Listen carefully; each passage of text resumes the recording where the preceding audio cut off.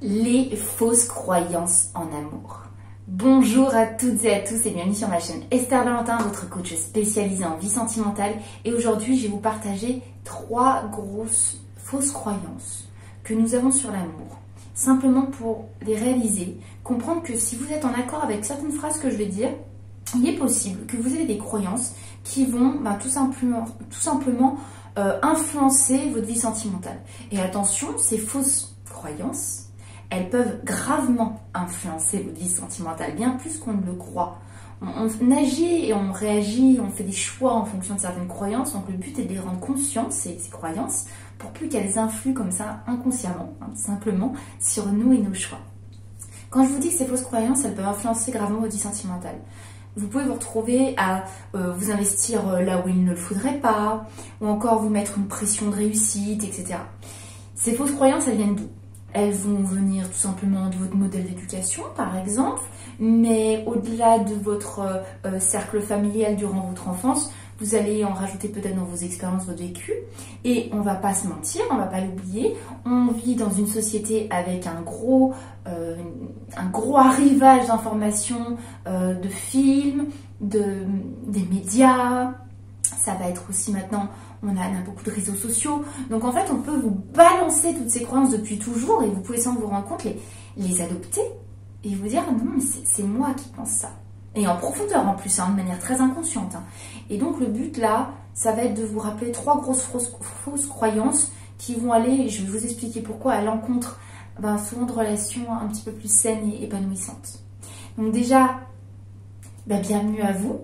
C'est quand même important que vous soyez nouveau, pas. Si vous n'êtes pas encore abonné, n'hésitez pas à le faire. J'aborde ici tous les thèmes de la vie sentimentale sur cette chaîne. On aborde beaucoup de conseils.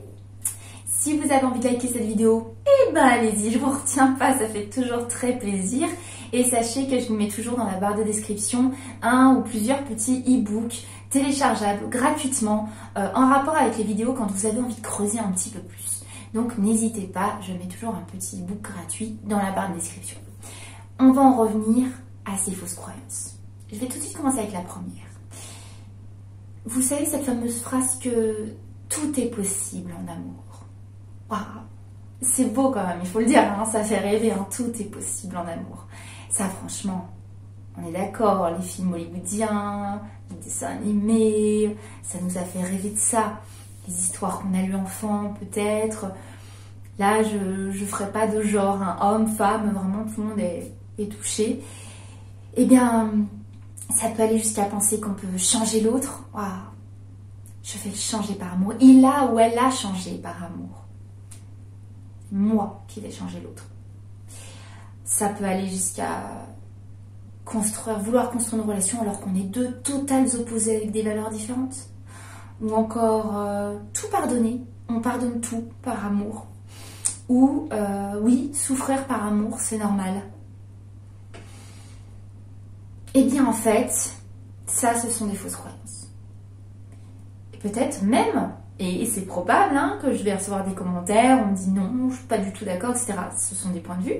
Moi je vous aborde des points de vue étudiés, réfléchis, expérimentés.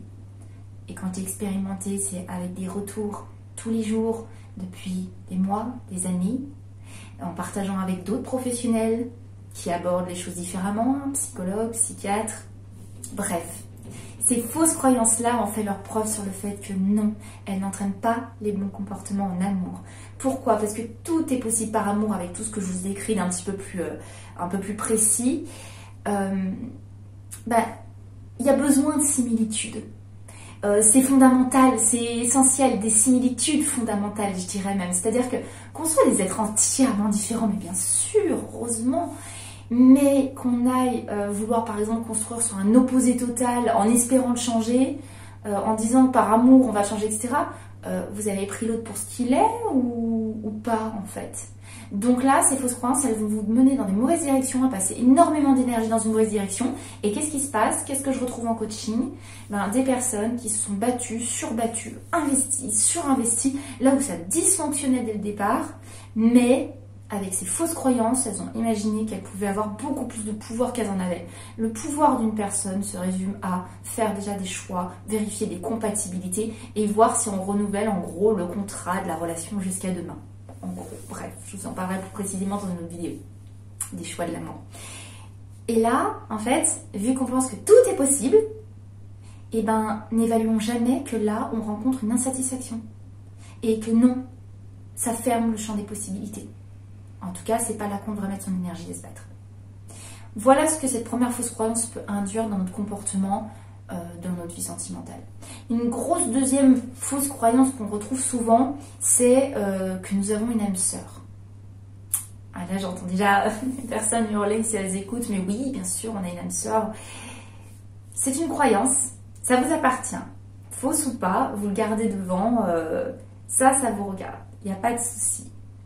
Je dis que c'est une croyance. Je dis qu'à partir de cette croyance, ça peut induire des comportements. Si on a la croyance qu'on a une seule personne qui nous est destinée, qu'est-ce qui va se passer?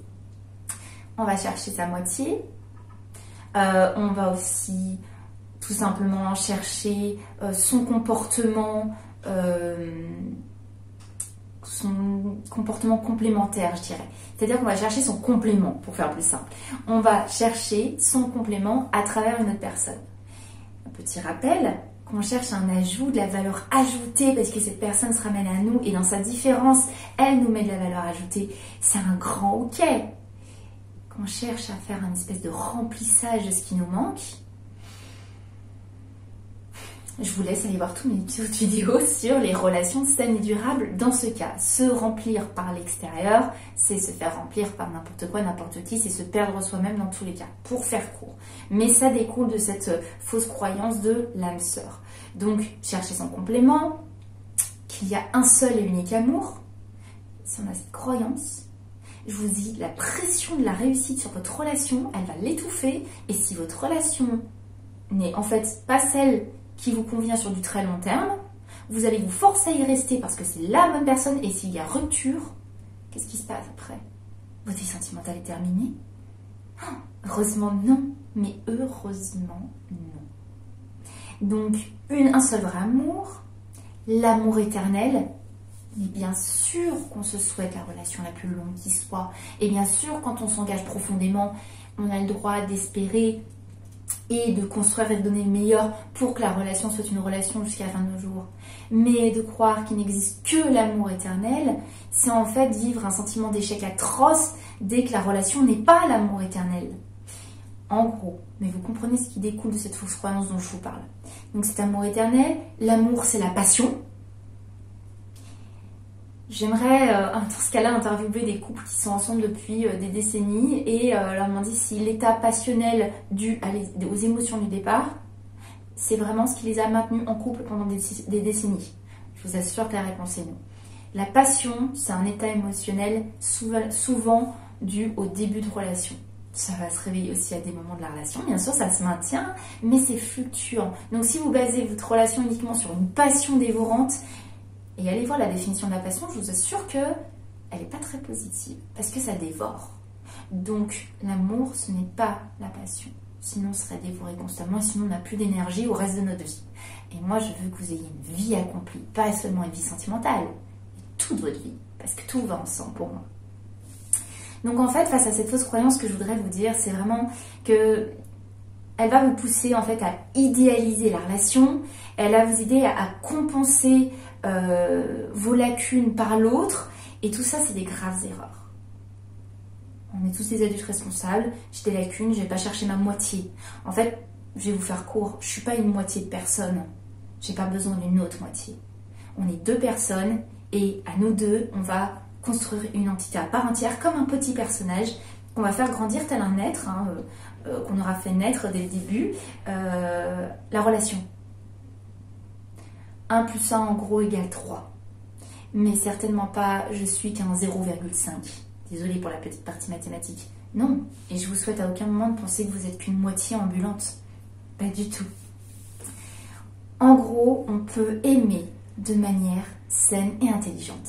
Ça n'enlève, je vous assure, en rien le très bel état émotionnel et positif que ça apporte l'amour. Au contraire, ça le rend durable. Aimer de manière saine et raisonnée, en plus des émotions, c'est le combo ultime. Et la troisième fausse croyance que je voulais vous partager sur l'amour, ça va être l'amour demande un dévouement total. Alors là, si vous me connaissez, si vous avez l'habitude de me suivre, vous allez voir un petit peu où je vais en venir. Je vous mets des petits sous-titres à cette grosse fausse croyance. Par exemple, je ne suis rien sans l'autre. Donc je ne suis rien sans toi. Je me sacrifie pour être comme l'autre. Ou je renonce à certaines choses de ma vie privée pour l'autre.